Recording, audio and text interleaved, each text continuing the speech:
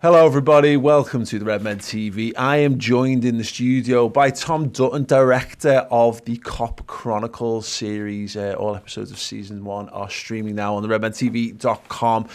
But I thought we'd have a little chat about the process, the content, the inspiration, all these kind of things around it. Because you're mid-20s. Yeah. And the vast majority of the players, in fact, all of the players that are covered in Series 1 stopped playing football before you were even born. It was really interesting for me because I'd heard about all these legendary players for Liverpool and I knew that they were legends, but I didn't know why. Yeah. And I didn't know the style of play. I didn't know even what teams they kind of connected with and who played with who and all that kind of thing. And that was what I kind of wanted to look at is seeing what these players were like and basically just filling them gaps in my knowledge for Liverpool. It's really interesting because I think the thing that kind of stands out, you've got a lot of actually interviews with the players themselves for some of the episodes, but also you've got a bunch of fellas there. My dad's in it as a good example. Dave Kirby's in there. You've got Peter Hooton. And these are fellas from older fellas than you, older fellas than me, who saw these guys firsthand. And so there's some nostalgia, but there's two things that make legends, I think. You've got obviously what they won, so you can go and look at their career stats, which is an informational tool, but actually how the players made you feel and what it was like to actually experience watching them. Yeah, one of my favourite questions to ask was, what was your favourite moment? And you can see the heads reeling through all these moments that they get, and then they're like, oh, this one, because he did this, and he scores this amazing goal, and you're thinking, oh, wow, to be in that stand. There was a great one where Dave Kirby speaks about they've come from the bottom, and they've just won the European Cup in 77. At the end, when the final whistle went, there was a fella next to me, and you're all bouncing everywhere and all that, but there's a fella sobbing his heart out, crying. And I was looking, I was thinking, what's he crying for? I know, because he was only young, and he was going, that's my team, that lad. That's my team. We were in the second division. I'm thinking of me dad now. And it was like the tears were flowing. And that's the story of Callahan. Comes in 1960 and comes all the way through and wins the European Cup. He comes from nothing to winning the European Cup in the span of what, 17, 15 years. And that's amazing for me. It's seeing the rise of Liverpool and these, like you say, the fans watching it and going, this is my small club being the best in the world, and you can see the smiles widen on the faces when they speak about these moments that they remember. What I think is really cool about it, because I always think the experience of being a Liverpool fan growing up, I have my own experience of that, and that's having my dad, who was a season ticket holder, still is, my uncles who were the same, my granddad before that, and then, being a Liverpool fan was passed down to me. But there's obviously tons of people who don't come at it from that and haven't got those stories. So my dad talks about things and he talks about players, and when he talks about Kenny Dalglish and his eyes light up. That was our first world great player, in my time anyway. There may well have been some before that, but on a true international stage, Kenny stood out as being one of the masters. These are the things that we've had passed to us. So, but I forget, and I think what's really useful about it is that there's people who've come to Liverpool recently. So you might have come to Liverpool, even if you can be a Scouser, you could be from anywhere in the world, but maybe you've not come at it in the route that maybe we have, where you've been brought up on these stories, and it's given a new generation of people access to this sort of treasure trove of memories. That is it. I mean, we were serial winners, Paul. That's our history. And when you talk about Liverpool being one of the biggest clubs in England, they're just words a lot of the time. You don't put stats and the actual honours in that. You go Bill Shankly. Bill. Of course, Bill Shankly. Obviously, Bill Shankly. But you don't. Everyone go, and until you think about it, and you think about Ian Callaghan in particular. That Liverpool were in the second division, and you don't even think about, imagine a Liverpool team that's playing in white shorts. It's playing in the tier below the top tier. It's not won any European competitions at all. It's not even won the FA Cup. No. And that is the Liverpool team that Ian Callaghan walks into, and by the time he leaves it, it's far more recognisable as the Liverpool team that we know today. Yeah, and it's even the timelines and that, because you speak about Bill Shankly, he leaves at the end of the 74 season and we win our second FA Cup. He's won it back in 65 with that team. He's built 2 fantastic Liverpool teams throughout that, and then we go on to Paisley, and then we just win and win and win. And there's a big list, I mean, I'll put it on screen now, of just everything that we won. And that was the most fun thing for me. I remember I was doing the graphics and I was like, right, I want to do this timeline of us winning everything. And it makes it so easy to go, okay, this player played between here and here. What did they win? Yeah. And I think that was the moment when this series kind of went, oh wow, these players won these things, and it's so easy to see and celebrate. I think it's really interesting, more so now than ever, because we love to celebrate our heroes, and we've had a conversation recently about who was your hero growing up and what have you. But we've grown up in a relatively fallow period for Liverpool, so we treat these guys as legends. But I think it's extra fascinating now that we're back into an era of winning the big honours again, winning European Cups, and not like in mad ways like 2005 when you can hold that team up and go, Gerrard was probably the best in the world in his position. Hippier was amongst the best. Carragher was amongst the best. But we didn't have a team of world-class players at the time. Now we do. And this is the most similar to those sort of years, that 70s and early 80s up to mid-80s period. And I think it's really interesting to look at that, because we're going Virgil van Dijk, and we've got him up on a pedestal, and we've got Jordan Henderson and Mohamed Salah and all these lads up there. It's when you go... We use the term legend, I think, very freely. Yeah. I always say you're a legend for passing someone the ketchup these days.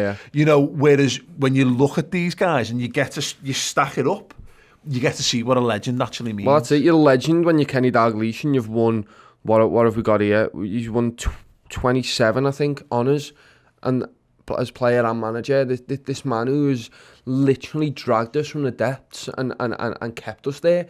And I think one of the most interesting ones for me is Souness, I think, because you look at him and to my mind, he's a pundit and he's a pretty terrible manager for Liverpool. But really, he's one of the best midfielders ever to play the game, never mind at Liverpool. And that's something that really stuck with me, is when you're asking these people about Souness, they do say he was the best. Yeah. And I remember we spoke to Bruce Grobbelaar, best player he's ever played with. This man could play at any position. What made him so special was his uniqueness, that he had 2 good feet. He could pass the ball, strike the ball with both feet. His awareness in the game, and to be able to adapt to every single position on the park, makes him why I think that he is the best. Well, I know he is the best player I've ever played with in my life. The last kick Graham Souness kicked for Liverpool was a penalty in the top corner to win the European Cup.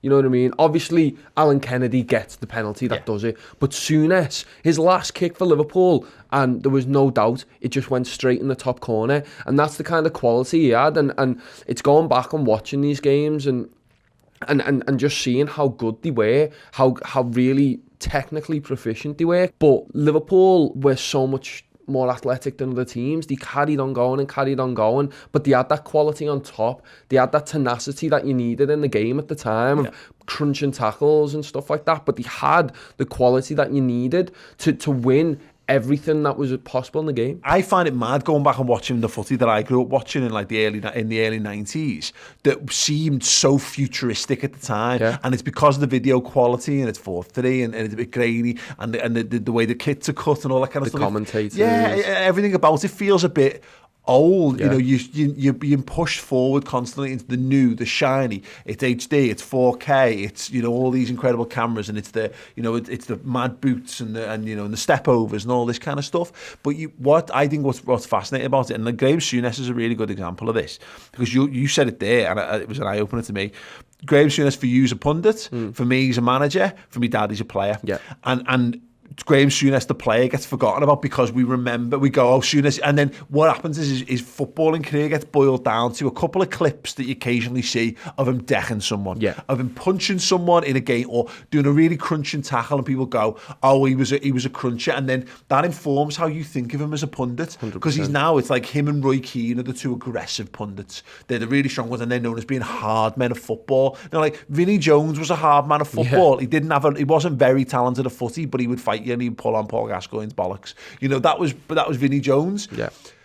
To be able to go back and, like, again, for some people, educate yourself for the first time. For people like me, re-educate yourself, to go back and have people tell you and remind you what a player he was. I think that's actually really important. It's one of the things I love about the series. Yeah, and I think the one player that sums the whole series up, because I wanted to start this with, like, forgotten legends as well, if that makes sense. And Kevin Keegan's the one that's up there because no one cares about him because Dalglish replaces him. And Kenny Dalglish is Mr. Liverpool, and in the best way possible. He's done everything, and he's rightfully the top of the tree. But Kevin Keegan was unbelievable. Bill Shankly loved him, and in return, Kevin Keegan loves Bill Shankly, and he used to have a picture of him in his office when he managed and stuff like that because he loved the man. And it's amazing watching Kevin Keegan play football, and it's something that was said a few times, is that by Ian Byrne, no less, saying he would fit in the modern game. He's got to be one of the first international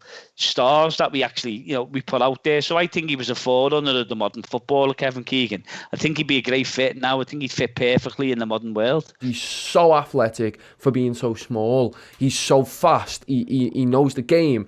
And he won so much with Liverpool. He was able to use his skill constantly on the pitch. He never shied away from a battle. But again, no one really thinks about Kevin Keegan anymore as a player. When you say Kevin Keegan, you're thinking about Newcastle maybe. Yeah. But as a Liverpool player, he was absolutely sensational. But again, Kenny Dalglish replaces him, and he's kind of forgotten about. I think it's really interesting because you've got Kenny Dalglish kicks the series off, and because I think it's good because it's an obvious choice. And I think there's a lot people know the most. I think they're going to know of these players. They're going to know Kenny Dalglish the most, or they think they will. Yeah, certainly. But I think it's cool to start off in a nice way where you go, okay, well, I get Kenny Dalglish. I understand Kenny Dalglish. I recognise him as what he is. But you're still going to get some more insight in that. And I like the fact that you've got the Dalglish Keegan thing in there because you've got the two number sevens. Yeah. You're right. You've got the man. Dalglish is the man who replaces Keegan. But you're right, I have this, Kevin Keegan to me, a bit like the Souness thing. Kevin Keegan is a football manager to me. Yeah. You can't get, you say Kevin Keegan to me, and the first image that pops into my head is Newcastle Liverpool 4-3. Yeah. Kevin Keegan hangs his head. You've got Kevin Keegan, the England manager. You've got all these bits and pieces of Kevin Keegan, the pundit. Yeah. But Kevin Keegan, the player, is a fascinating thing. And again, it goes to the point you're making about this.